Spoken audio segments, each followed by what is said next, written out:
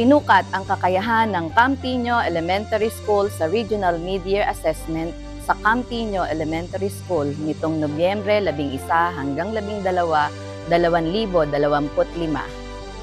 Lumahok ang Batang Kampo mula Baitang 1 hanggang Baitang 6 sa pagsusuring ito upang masukat kung gaano nakalayo ang kanilang natutuhan sa unang kalahating taon at matukoy ang mga aspeto ng kanilang pagkatuto na kailangan pang palakasin.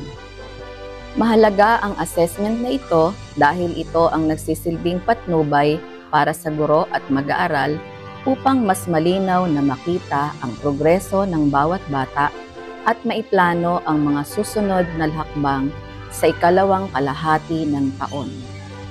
Ang isinagawang ARMEA nitong nakaraan ay nakatulong sa pagpapabuti at pagkatuto at pag-unlad ng mga batang kampo sa pamamagitan ng pagtukoy ng kanilang mga strengths and weaknesses sa iba't ibang asignatura. Sa tulong ng resulta ng ARMEA, makapagbibigay ang mga guro ng mga angkop na mga remediation or intervention at enrichment activities upang mapunan ang mga learning gaps at mapalawak pa ang matututunan ng mga mag-aaral.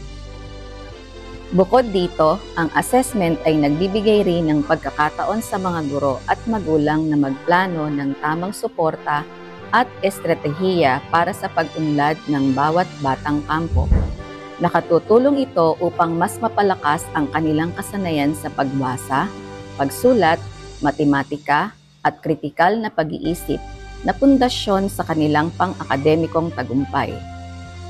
Ipinahayag din ng mga guro ang kanilang pasasalamat sa aktibong pakikilahok ng mga batang kampo at sa patuloy na suporta ng mga magulang. Sa pagtatapos ng mid-year assessment, umaasa ang Campiño Elementary School na mas mapapalakas ang kakayahan, galing at kumpiyansa ng bawat batang kampo at higit silang magiging handa sa mga hamon ng natitirang bahagi ng taon.